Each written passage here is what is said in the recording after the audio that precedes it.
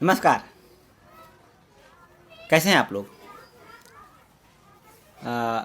अभी हाल ही में आदरणीय प्रधानमंत्री नरेंद्र मोदी जी ने परीक्षा पर चर्चा किए हैं 7 अप्रैल को ही। वो हर साल की भांति इस साल भी किए हैं, बाकायदा कोरोना काल को लेकर के जो फिजिकल बैठक होती है, फिजिकल जो सम्मेलन होती है, वो एक ताल कटोरा स्टेडियम में हुआ करता था। इस बार उस तरह का नहीं हो पाया। इस बार पूर्ण रूप से वर्चुअल हुआ ना। तो अच्छा लगा कि हम लोगों को पीएमओ का जो पिछला दरवाज़ा है उसका गेटअप बड़ा अच्छा लग रहा था। मतलब मोदी जी का जो बगीचा था वो भी दिख रहा था ना। उसके बाद कुछ देर बाद वो अपने ऑफिस में चले गए, वो भी देखे, मज़ा आया ना। उसमें एक तो अच्छा बात है कि ये जो परंपरा हमारे देश के प्रधानमंत्री जी ने बनाए हैं कि परीक्षा ऐसी चीज़ों पे भी चर्चा अगर एक देश के प्रधानमंत्री कर रहे हैं तो अच्छा बात है। इसमें कई मैं ऐसा करता हूँ कि आप लोग देखे होंगे, अगर नहीं देखे होंगे तो देखनी चाहिए, है ना। हर जगह है, आप यूट्यूब पर देख सकते हैं, राज्यसभा टीवी चैनल पे है, और भी आप डीडी नेशनल पे भी देख सकते हैं। मैं खुद उस वीडियो को जो है कि 1 घंटा 35 मिनट का है, उससे हम देखें। उसमें पॉजिटिव चीज़ है, मतलब नेगेटिव पॉजिटिव तो लोग अपने अनुसार से भी आजकल परिभाषित कर लेते हैं, लेकिन मैं मानता हूं कि तथ्यों पे बात की जाए तो बेहतर होता है। अगर मैं एक दो चीज़ की चर्चा करूँ तो उसमें अच्छा मोदी जी ने ये कहा है कि मतलब विद्यार्थियों को सुबह में जगनी चाहिए, विद्यार्थियों क्या हर किसी को जगनी चाहिए, ऐसा उन्होंने कहा है। और भी कई ऐसी चीज़ें हैं जो आपको वीडियो में मिलेगी। बहरहाल मैं जब मतलब मैं भी हर साल इस बात का इंतज़ार करता हूँ कि ये चर्चा कब होगी।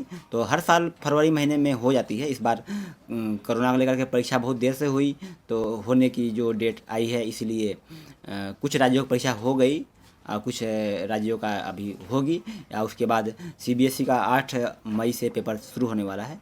इसको लेकर के अब अप्रैल में 7 अप्रैल को परीक्षा पे चर्चा की गई। मैं बहुत सारे मेरे मन में सवाल था, तो मुझे लगा कि मोदी जी जब परीक्षा पे चर्चा करेंगे तो हमारे सवालों का बहुत सारा जवाब मिल जाएगी। लेकिन मुझे थोड़ा सा निराशा हाथ लगी कि मेरे सवालों को उसमें जवाब नहीं मिल रहा था। सच कहूँ तो मुझे थोड़ा सा फिल्मी टाइप का वो लग रहा था ना। और एक बात थोड़ा सा आप लोगों को अजीब लगेगा, मुझे ऐसा लगा कि अपने मोदी जी चलिए किसी के लिए प्रधानमंत्री कैसे हैं वैसे हो, बात छोड़ दीजिए। लोकतांत्रिक रूप से चुने हुए हैं तो संवैधानिक रूप से हमारे प्रधानमंत्री हैं, आदरणीय हैं, और हम लोग श्रद्धा सम्मान करते रहेंगे। लेकिन एक चीज़ अच्छा लगा कि एक प्रधानमंत्री के रूप में हम लोग को एक अभिनेता भी मिले। मतलब कि जो कैमरे पे होता है ना, कि कैमरे पे जब हम लोग कोई फिल्म देखते हैं ना, तो उस फिल्म में इधर कुछ होता रहता है जो हम लोग देखते हैं कि हाँ क्या ये एक नायिका अपने जो प्रेमिका होती है उसके आंखों में आंख डाल करके किस तरह बात करती है, बस वो कैमरे पे ही होता है। तो इस तरह का ही हमारे मोदी जी भी इस तरह का मतलब आप अगर उसमें देखेंगे तो आपको ऐसा लगेगा, क्योंकि वर्चुअल था वो मीटिंग, वर्चुअल में भी ऐसा लग रहा है कि सच में उनके सामने लाखों लोग बैठे हुए हैं। मैं अब आता हूँ अपने मुद्दे पर कि ये चर्चा मैं क्यों करना चाहता हूँ। मुझे उन सारे सवालों का जवाब नहीं मिला जैसे जो समस्याएं हमें दिख रहा था, और अपने आसपास लोगों से बात करके उन समस्याओं को हम जानने की कोशिश किए। अब समस्याएं क्या है? पूरे साल लगभग स्कूल बंद रहा, सरकारी स्कूल हो चाहे निजी स्कूल हो, लगभग स्कूल बंद रहा। कुछ स्कूलें जो तकनीकी रूप से ऑनलाइन सिस्टम के द्वारा पढ़ाई को जारी रख पाए। जो स्कूल आर्थिक रूप से मजबूत है, जिनके पास अच्छा इंफ्रास्ट्रक्चर है, जिनके पास इक्विपमेंट्स हैं, उनके स्टूडेंट के पास भी इक्विपमेंट्स है, तो वो ऑनलाइन क्लास को बखूबी ले पाए। हालांकि हम उन बच्चों से बात किए, फिर भी उन्होंने कहा कि सर जिस तरह से हम ऑफलाइन पढ़ाई कर पाते थे उसकी तुलना में तो हम ऑनलाइन को नहीं मानते हैं, लेकिन परिस्थितियों के अनुसार से उसे हमें स्वीकार करना पड़ा, और करना भी चाहिए। दूसरी बात, अब आते हैं कि वो स्कूल जिनके पास इस तरह की कोई इंफ्रास्ट्रक्चर नहीं थी, उनके स्टूडेंट के पास भी नहीं थी। यहाँ तक कि कुछ ऐसे भी बच्चे हमें मिले कि जिनके घर में 2-3 भाई हैं, एक ही 2-3 लोग हैं पढ़ने वाले और एक ही मोबाइल है। आप ये वीडियो देखिए, एक बच्चा।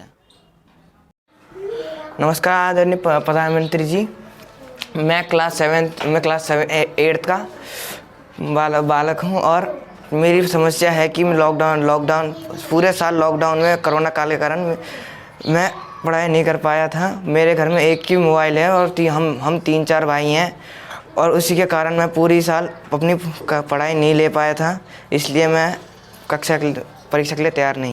आदरणीय प्रधानमंत्री जी, मेरी समस्या यह है कि हमारे स्कूल की फीस के कारण हमें स्कूल से भगा दिया जाता था कि वो कहते थे कि पहले फीस लाइए तभी पढ़ाई होगी, नहीं तो आपको पढ़ाई नहीं करी जाएगी, आपकी पढ़ाई नहीं करी जाएगी।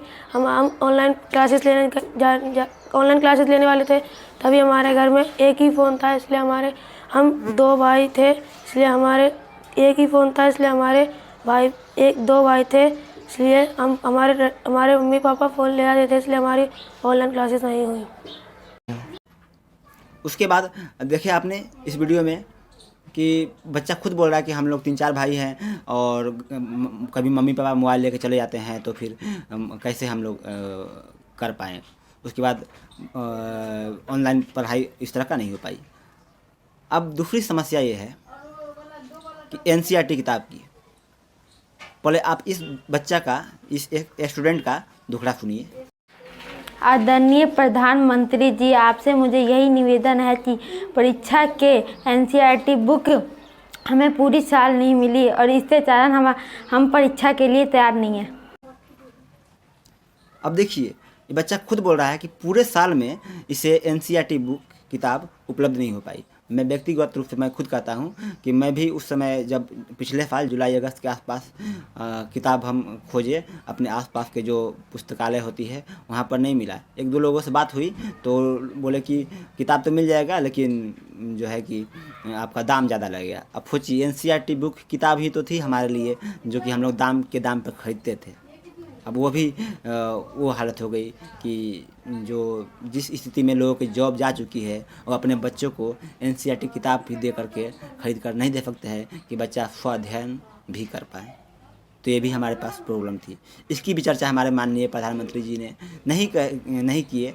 ऐसा नहीं किए इसका रीज़न ये है कि अगर आप पूरे प्रोग्राम को देखिए, उसमें एक भी बच्चा इस तरह के कोई सवाल नहीं किए। और इस तरह का सवाल पता ना हमें लगा कि हो सकता है कि क्योंकि लाखों लोग तो भेजे होंगे इस तरह की वीडियो, लाखों स्टूडेंट भेजे होंगे इस तरह की वीडियो, तो इंसिडेंटली 8-10 वीडियो को ही आप उसमें डाल सकते हैं। तो इंसिडेंटली लगता है कि ऐसे वीडियो बच गए थे और जो दूसरा प्रॉब्लम था वो वीडियो चले गए थे। हालांकि उनका वीडियो में देखिए तो उसमें कोई बच्चा अपना समस्या बहुत ज़्यादा बताता हुआ उस तरह का नज़र नहीं आता जिस तरह का समस्या हमें दिख रहा है। हो सकता है उन बच्चों को समस्या नहीं आई हो, इतना बड़ा देश है। दूसरी समस्या ये दिखा कि सरकारी स्कूल में ऑनलाइन पढ़ाई कितना हुआ, इसके बारे में भी हमारे जो सरकारी प्रधानमंत्री है, हम सरकारी स्कूल का बात कर रहे हैं तो हमें सरकारी अपना जो प्रधानमंत्री है उनकी बात करना ज़रूरी है। तो वो जब मुझे इस बात का विश्वास था कि हमारे देश के जो सरकारी प्रधानमंत्री है, हमारे अपने प्रधानमंत्री है, वो तो कम से कम सरकारी स्कूल की चर्चा करेंगे और वो एक डाटा रखेंगे कि इतने करोड़ बच्चे ऑनलाइन क्लास लेते पकड़े गए। ऐसा कुछ उन्होंने डाटा नहीं रखा है। सच तो यह है कि इस तरह का कोई प्रोग्राम मतलब नहीं हुआ, ऑनलाइन क्लास नहीं हुआ। जब हम सरकारी स्कूल की बात करते हैं तो उसमें एक चीज़ और जोड़ना ज़रूरी होता है। आपको पता है ना कि सरकारी स्कूल में बच्चों को मिड डे मील के द्वारा मध्याह्न भोजन की भी सुविधा दी जाती है। पिछले 1 साल में इस तरह की, पिछले 1 साल से अधिक समय हो गया जब स्कूल ही बंद है तो मध्याह्न भोजन की कोई मतलब चर्चा ही नहीं है। सोचिए कुपोषण का स्तर हमारे यहाँ क्या है, साल दर साल अभी स्थिति क्या है आपको जग जाहिर है। उस पर भी कोई मतलब कि प्रधानमंत्री ने चर्चा नहीं किया। जब स्कूल ये बंद है तो फिर लड़का सब खाएंगे क्या, खाने जाएंगे क्या? उन लोग का थरिया जो है अभी भी घर पे बैठ कर ढनढना रहे हैं। तो ज़रूरत है प्रधानमंत्री जी, आप जब ऑनलाइन पढ़ाई भेज रहे हैं तो लड़कन को ऑनलाइन खानों भेज दीजिए, बढ़िया रहेगा। हमारे जो बुआ है हम उन्हें प्यार से बुआ बोलते हैं, निर्मला सीतारमण जी वित्त मंत्री।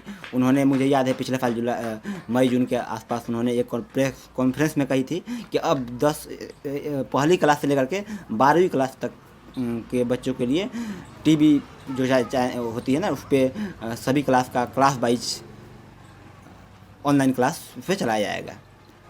ऐसा कितना क्या चलाया गया मुझे अभी तक कोई डाटा उपलब्ध नहीं है।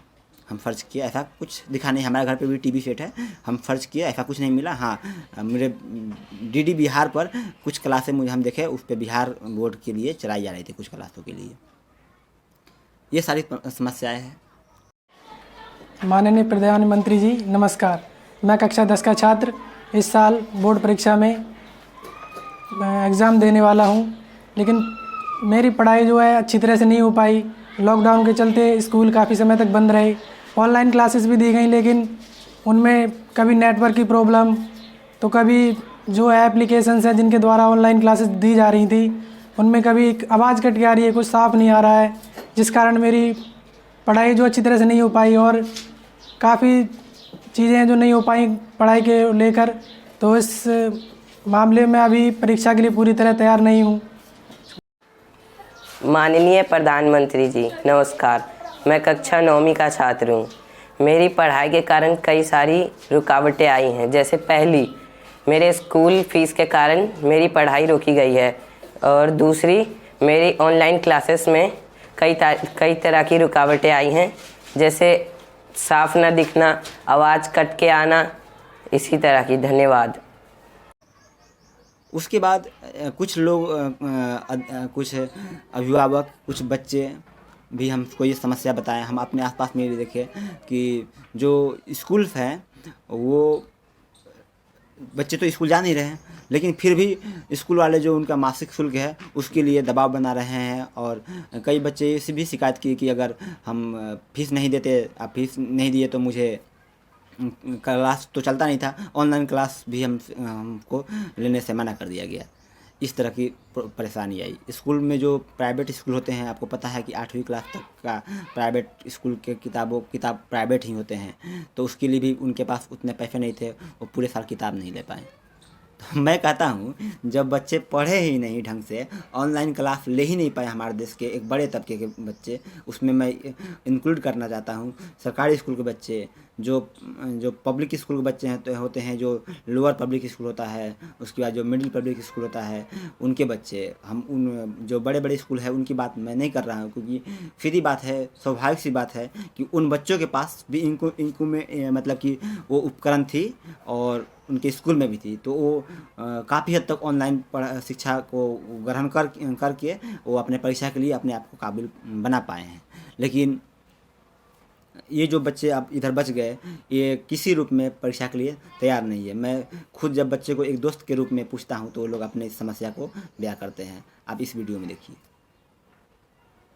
तो इन सभी परेशानियों की चर्चा मेरे आदरणीय प्रधानमंत्री जी ने नहीं किए। मुझे इसी बात का निराशा हाथ लगी। मैं आशा करता था कि मोदी जी इस पर भी कुछ चर्चा करें। जब आप परीक्षा की चर्चा कर रहे हैं तो परीक्षा के पहले जो तैयारी होती है उस पर भी आप चर्चा करते तो बेहतर होता, लेकिन इस तरह की चर्चा नहीं हुई। अब बात आती है कि ठीक है, अब इस हालत में भी परीक्षा तो रुकने वाली नहीं है। परीक्षा जो है, जो डेट दे दिया गया उस पर परीक्षा होगी और होनी भी चाहिए, जो सरकार की नीति है।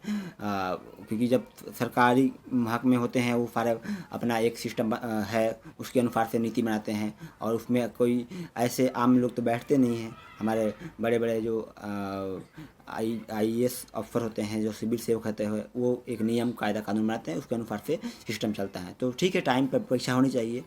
अब बात ये आती है कि इतना बच्चे पढ़े नहीं, अब फिर भी परीक्षा में बैठेंगे और उनका रिजल्ट क्या होता है। जब रिजल्ट आएगा तो हम फिर चर्चा करेंगे। जिस तरह बिहार बोर्ड का रिजल्ट आया उस पर मैंने चर्चा किया था। अब मैं अंत में यही कहूँगा, अभी भी बहुत लोगों की अब शिकायत है कि ये जो मार्च महीने से अप्रैल आते हुए जो मार्च लास्ट के सप्ताह होली के आसपास से फिर स्कूल पे जो एक ग्रहण लगना शुरू हो गई। तो बहुत लोग हमसे ये बोले कि ऐसा क्या हो रहा है कि स्कूल ही क्यों बंद हो रहा है, मतलब और भी चीज़ खुल रहा है। तो तो इसके बाद मतलब हमारे पास बहुत ज़्यादा मजबूत तर्क नहीं था, लेकिन जो आसपास से मुझे तर्क मिलता है जो सरकार की तरफ से कि स्कूल होता है तो बच्चे होते हैं। अब बच्चे तो मतलब कि अब 5 क्लास से लेकर के 5 साल से लेकर के 14, 15, 16 साल के बच्चे होते हैं जो स्कूल में पढ़ते हैं, उसके बाद कॉलेज चले जाते हैं। तो इस उम्र के बच्चों में अगर गैदरिंग हो, स्कूल में बच्चे आएंगे तो बच्चे के पास उतना समझदारी नहीं होती है कि वो सोशल डिस्टेंसिंग को मेंटेनेंस कर पाए, मास्क वगैरह जो भी है कोरोना की प्रोटोकॉल उसको फॉलो कर पाए। इसीलिए बेहतर है कि आप स्कूल को ही बंद कर दीजिए तो बच्चे घर में सेफ रहेंगे।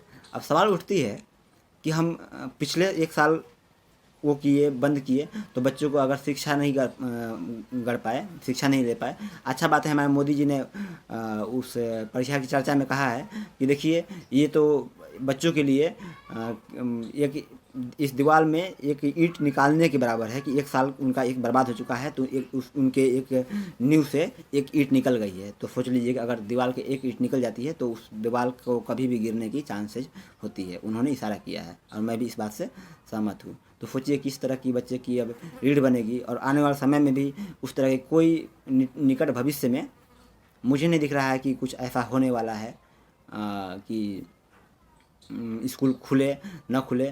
क्योंकि अब बात आती है कि स्कूल खुले ना खुले हो तो बात अलग है, लेकिन सरकार इस पे ऊपर क्या कर रही है, पिछले 1 साल में उसके लिए क्या की गई है। अगर आपको याद हो तो जब हमें पार्लियामेंट चलानी होती है तो पार्लियामेंट के लिए हम बड़ा सा हॉल मतलब एक बार कर लेते हैं। उसके बाद हर एक सांसद को बैठने के लिए उसके आगे शीशा का देखे होंगे आप, बैरिकेड मतलब वो लगा दिया गया होगा, और उसके बाद उतना लोग एक साथ बैठ करके पार्लियामेंट चला रहे हैं। लोकतंत्र चल रहा है, मॉल चल रहा है, मंदिर चल रहा है। हाँ, समझ रहे हैं आपका मन में क्या आ रहा है। हाँ, ठेका भी चल रहा है ना। ठेका सबसे पहले खुला, आपको अगर याद हो तो ना, जो शराब का ठेका था वो सबसे पहले खुला। उसका कारण सामाजिक, आर्थिक, राजनीतिक जो भी हो, लेकिन सिर्फ स्कूलिया बंद है ना। आप लोग विचार कीजिएगा कि अपन ये जो स्कूलिया है कब तक बंद रहेगा, इसका कोई उपाय होगा या नहीं होगा। अब आगे की चर्चा हम आप पे छोड़ना चाहते हैं, और मैं अंत में बता देता हूँ कि जब परीक्षा पे चर्चा हो ही गई थी तो मुझे किस बात पे चर्चा करनी थी। तो मैं पीएम की इच्छा, परीक्षा की नहीं, पीएम की इच्छा पे चर्चा किया। धन्यवाद।